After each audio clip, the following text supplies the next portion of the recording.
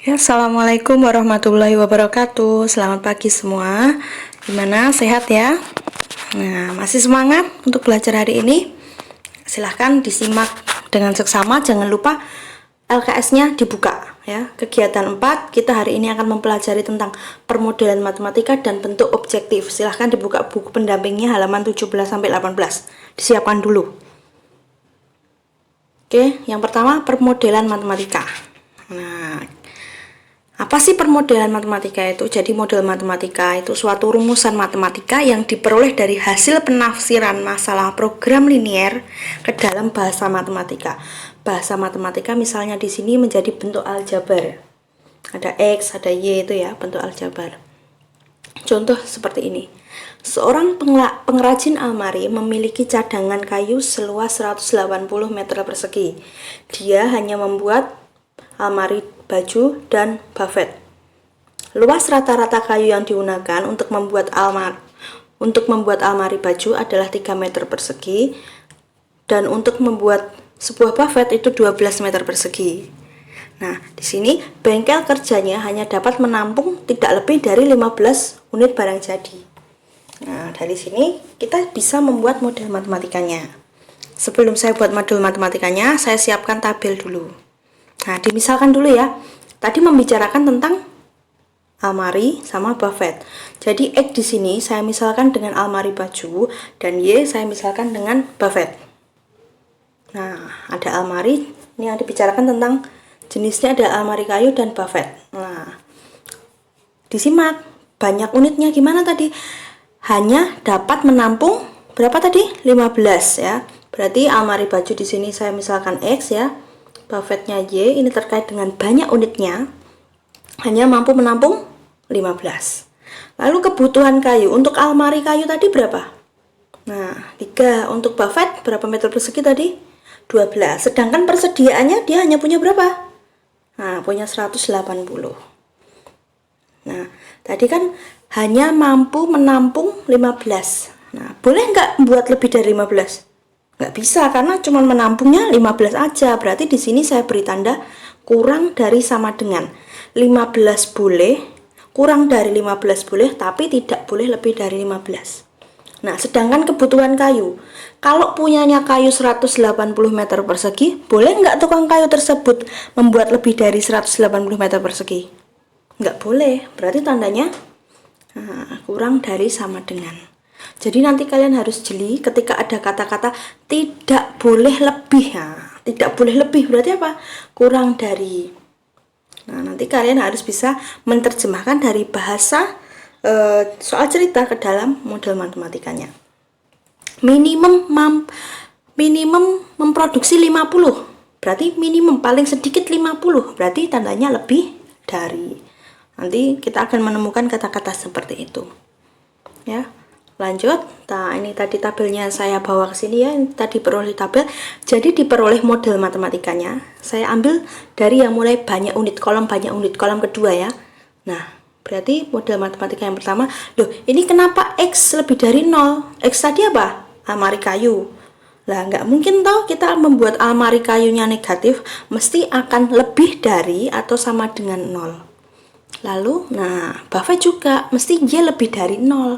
Nggak mungkin Y kurang dari 0. Masa kita membuat buffet atau almari negatif? Kan nggak mungkin. 0 bisa, artinya tidak membuat atau lebih dari 0. Lalu model matematika selanjutnya, nah ini. X plus Y kurang dari 15. Saya dapatkan dari kolom banyak unit. Ya, saya dapatkan dari kolom banyak unit, kolom kedua.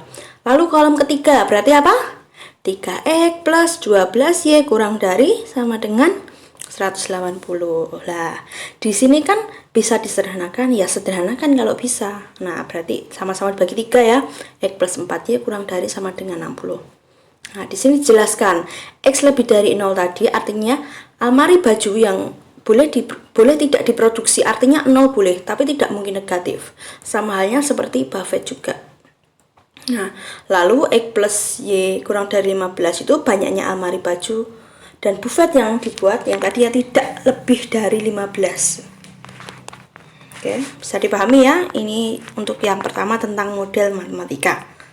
Jadi kita harus bisa mampu, ada soal cerita, kita harus mampu menerjemahkan dalam model matematika berbentuk aljabar. Nanti dibuat tabelnya dulu. Oke, selanjutnya bentuk objektif. Apa sih bentuk objektif? Bentuk objektif adalah fungsi yang berbentuk AX plus BY yang hendak ditentukan nilai optimumnya. Lah, optimum ini nanti bisa maksimum, bisa juga minimum. Contoh gini, kotak dagang seorang pedagang asongan paling banyak diisi 100 bungkus snack. Ya, kalian juga nyimak di buku kalian masing-masing ya. Ia membeli snack jenis A seharga 750 tiap bungkus dan snack B harganya 800 tiap bungkus. Modal yang tersedia, oh ini modal ya, bukan modal.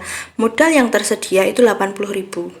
Nah, snack jenis A memberi keuntungan 250 dan jenis B 200.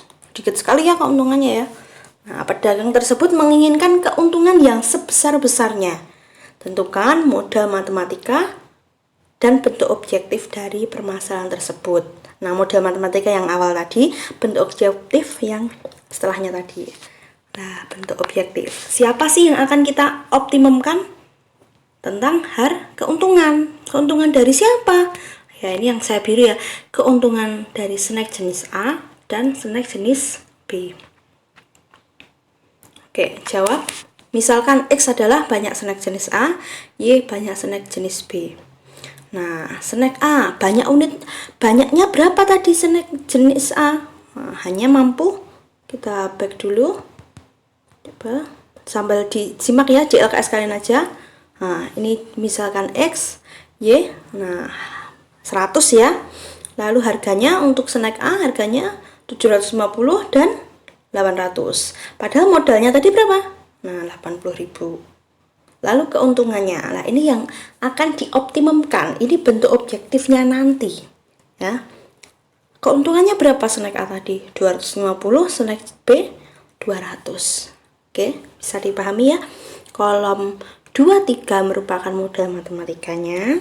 Kolom ketiga bagian keuntungan adalah bentuk objektif. Oke. Nah, kenapa kurang dari? Karena hanya mampu menampung 100. Modalnya 80.000, sama tandanya kurang dari juga. Oke, saya bawa ke sini model matematikanya. Berarti yang pertama apa? X lebih dari sama dengan 0.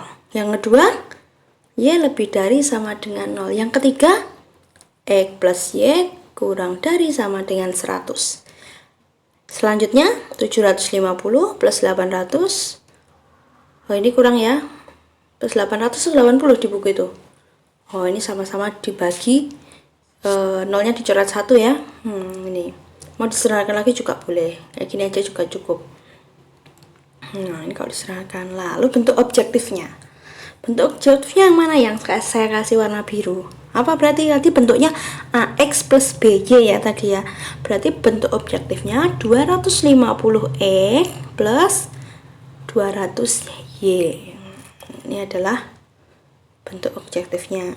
Nah, jadi ketika nanti ada soal cerita tentang program linier, kalian harus mampu membuat model matematika dan fungsi objektif atau bentuk objektif atau fungsi tujuan itu namanya.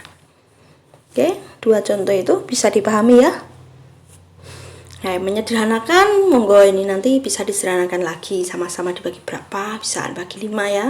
Ini juga boleh. Kalau ini tadi cuman dicoret nolnya 1 aja. Nah, kalau sudah, silahkan dibuka buku pendampingnya halaman 18 sampai 19. Silahkan dicoba nomor 2, 3, 6, dan 9.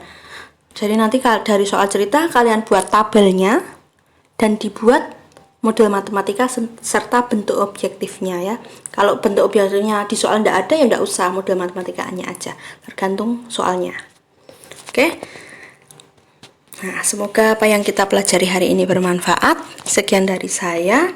Sampai bertemu di pertemuan selanjutnya. Wassalamualaikum warahmatullahi wabarakatuh. Selamat pagi semuanya.